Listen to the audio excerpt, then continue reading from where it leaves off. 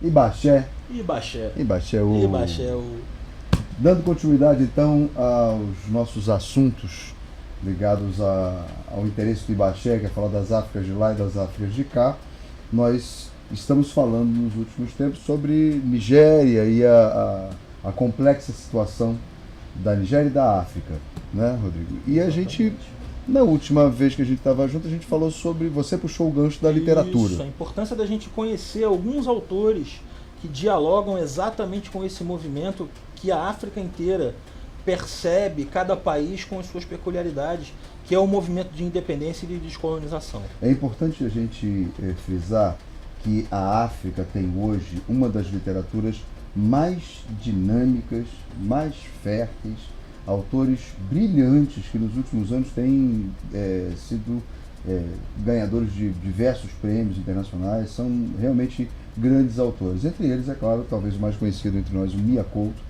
autor moçambicano. Né? A gente pode citar os de língua portuguesa para puxar um pouco, um tanto do fogo para nossa sardinha, né? Mas falar, por exemplo, do Ungulani Bacacossa, que é um grande autor moçambicano. A gente pode falar dos autores angolanos, Ondiá, que fala do Pepetela. São inúmeros autores, me perdoem, eu não vou ficar enumerando todos eles aqui. Mas a gente percebeu um detalhe interessante. Nos nossos últimos vídeos, nós trouxemos livros, e a gente quer fazer isso, livros de autores internacionais, que sejam relevantes para o assunto que a gente fala, mas sobretudo de autores nacionais. Sim. Quando a gente fez a nossa pesquisa, a gente teve dificuldade de encontrar autores nacionais que falassem sobre o tema.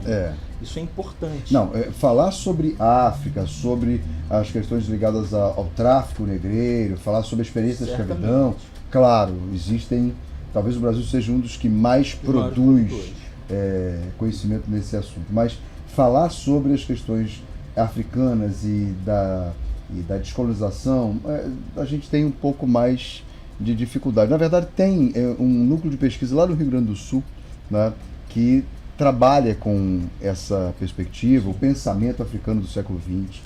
E um outro detalhe interessante nos nossos estudos é que nós temos grandes e importantes estudos em literatura africana de língua portuguesa. Sim. Mas existe, assim como na América, não é, países de língua inglesa na África, países de língua francesa, e a gente pode estudar um pouquinho mais esse pessoal.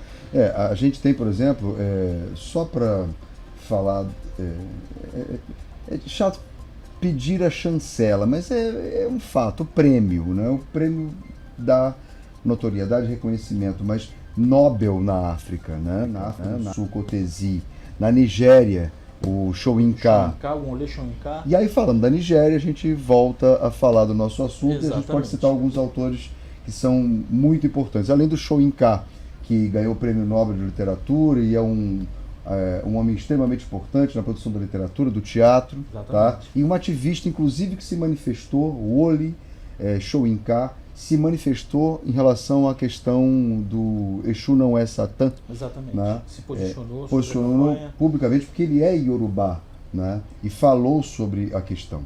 Mas você trouxe uns livros aí. Eu trouxe um livro aqui, aliás, 2 clássicos, do Tino Achebe.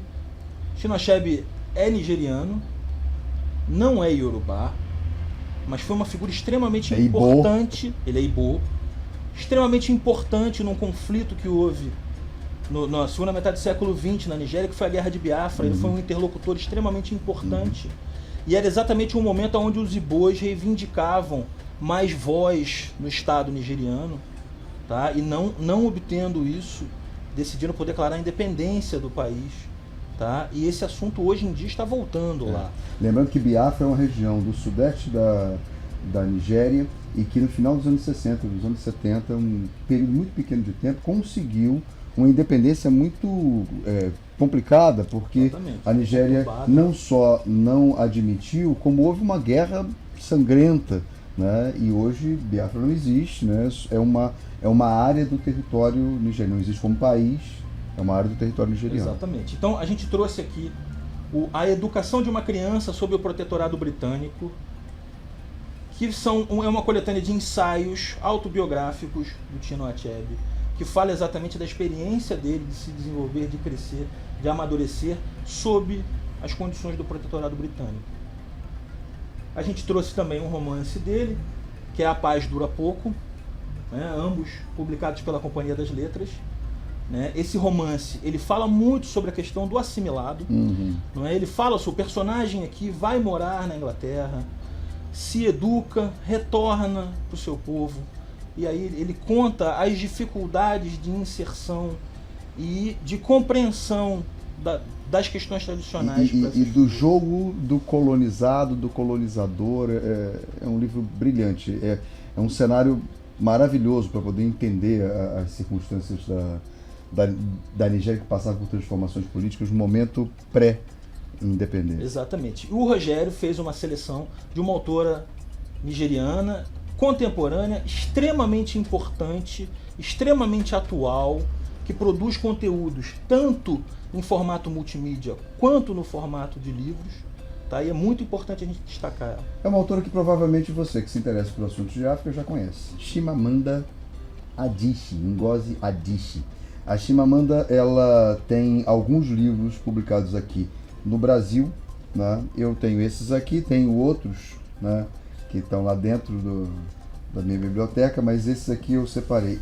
Esse livro, Hibisco Roxo, é um livro absolutamente brilhante.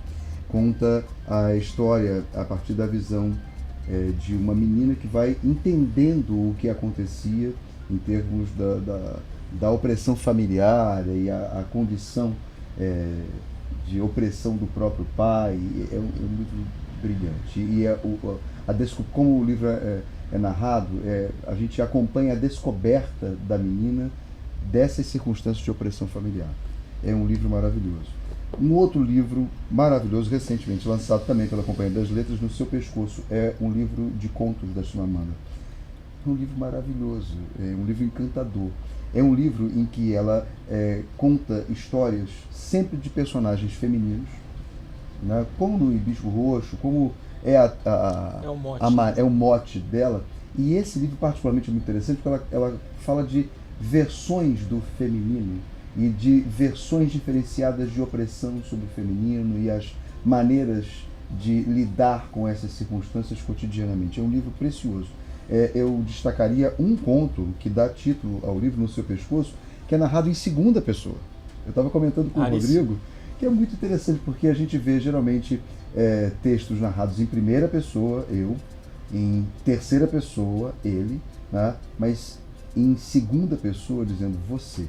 Né? Você fez isso, você fez aquilo. É brilhante a maneira como ela construiu a narrativa desse conto particular que dá título ao livro. É isso? É isso. Para ficar nesses, né? Porque nós temos muitas outras indicações de leitura, essas aqui que falam um pouco sobre Nigéria, que é a tendência da gente nessas últimas semanas. Exatamente. Tá bom? Gente, curte nosso vídeo, acompanha nosso canal. Muito obrigado. Beijo, gente. Tchau, tchau. Até a próxima.